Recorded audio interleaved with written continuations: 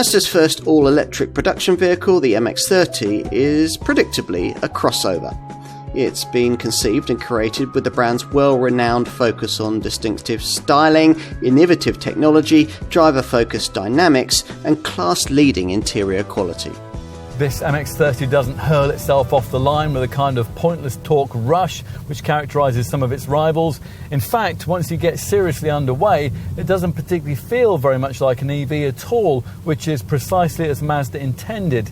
The rather realistic piped engine sound helps here, as does the floor-hinged organ-style throttle pedal, which allows you to gradually modulate forward thrust without the all-or-nothing lunges that battery rivals often coax you into. There's also the issue of weight. You can moan all you like about the restrictions of this car's little 35.5 kilowatt-hour battery. It limits driving range to just 124 miles, but Mazda's decision to use it has delivered us a car nearly half a ton lighter than some compact crossover EVs. And out of town on the open road, that's enough to give this MX30 a brisk, eager feel it simply wouldn't otherwise have.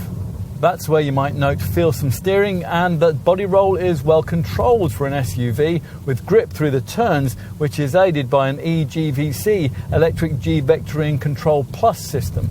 In this Mazda's more natural town habitat, where you might hope the MX spirit might also be evident, the car loses much of its eagerness and agility, which is rather disappointing, but it's compensated for by superb damping, aided by the advanced Skyactiv vehicle architecture. That's a structure which has needed quite a redesign in order to be able to incorporate this MX30's e-Skyactiv powertrain. That develops a maximum system output of 145 PS with a battery that can be quickly replenished in just 36 minutes from 20 to 80% with a DC 50 kilowatt or more rapid charger.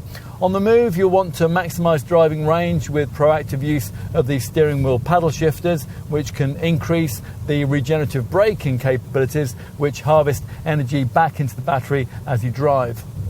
Visually, Mazda could have been braver here, as you'll note if you come to this car fresh from admiring the futuristic rival Honda E. But the look of this car is still very individual. Its length and width dimensions are virtually identical to those of Mazda's conventional CX-30 compact crossover, but this EV stands taller with a high waistline and boldly upright A-pillars. The front's different too, primarily because Mazda thankfully hasn't followed the design trend which gives EV models ugly blanked off nose sections where the grille would normally be. That appendage here lacks the signature wing shaping found on other modern Mazda models, and it's flanked by silver trim strips almost like eyebrows which flow into cylindrically designed LED headlamps, which on this top model get a unique adaptive lighting signature. At the rear, that contrast-coloured panel surrounding the glasshouse arches into the tailgate, which is decorated with LED taillights featuring the same cylindrical design used with the headlamps. But the most interesting bit is yet to come, and it lies with the way that you access this car via its interesting freestyle doors with their custom-designed hinges. You open the front one conventionally, it pulls out to an angle of 82 degrees, and it has to be open if you're going to access the rear door, which you might find to be a bit of a nuisance. For rearward access, you pull on this mid-level interior catch to open the rear door, which opens backwards again to 82 degrees, at which point you really get the whole pillarless concept being offered here. The absence of the usual central B-pillar makes it much easier to load in things like buggies or wheelchairs, or to strap small children in the back. It's one of the things that might easily really sell this car to you. We'll take a closer look in the rear in a minute, but first let's see what the front of cabin experience has to offer. Well, it's very Mazda, with a high set, quite commanding driving position, impressive levels of build quality, and an airy, spacious feel from this horizontally orientated dash. Interesting design flourishes are mostly connected, appropriate enough on an EV, to the use of completely natural materials. This felt-like door fabric is fashioned from recycled bottles. The seats above base trim are partly upholstered in vegan leather, and most curiously of all, there is the decision to coat the cup holder lids, the lower part of the centre console, and the inside of the door pulls in, of all things, cork. And that's a reference to Mazda's beginnings a century ago in cork production. There's no real centre stack, just this 7-inch lower display for the climate functions, and unlike in rival EVs, the main infotainment monitor, this upper 8.8-inch Mazda Connect setup, isn't a touchscreen. Instead, as usual with models from this brand, you control it with this separate lower multimedia commander dial. As usual, Mazda's Jinba Itai human-centric approach to cabin design makes it pretty easy to find a near-perfect driving position. And through this grippy 3-spoke sports steering wheel, you view an instrument cluster that comprises 2 outer analog dials separated by a 7-inch round TFT display, usually used for a virtual speedometer. Rear 3/4 visibility isn't great, but you do get a parking camera to compensate.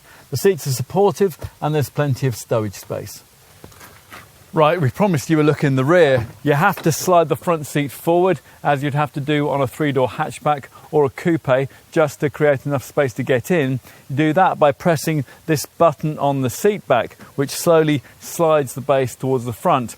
We would have preferred the strap version on the passenger side for both seats, which simultaneously slides the base and tilts the backrest forward, not quite far enough to make rearward entry especially easy.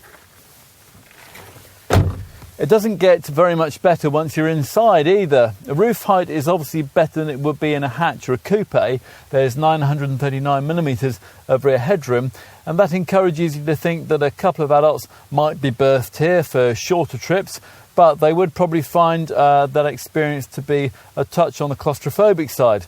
And that's thanks to the fact that you're only favoured here with these 2 small porthole-style windows which can't be opened. The cargo area at the rear can't be accessed via a powered tailgate. Even on this range-topping variant, the hatch rises to reveal a 366-litre boot. Folding the 60-40 split rear backrest boosts luggage room to 1,171 litres. And in summary, well, we'd hope that the first all-electric Mazda might have more widespread appeal than ultimately this MX30 is able to deliver.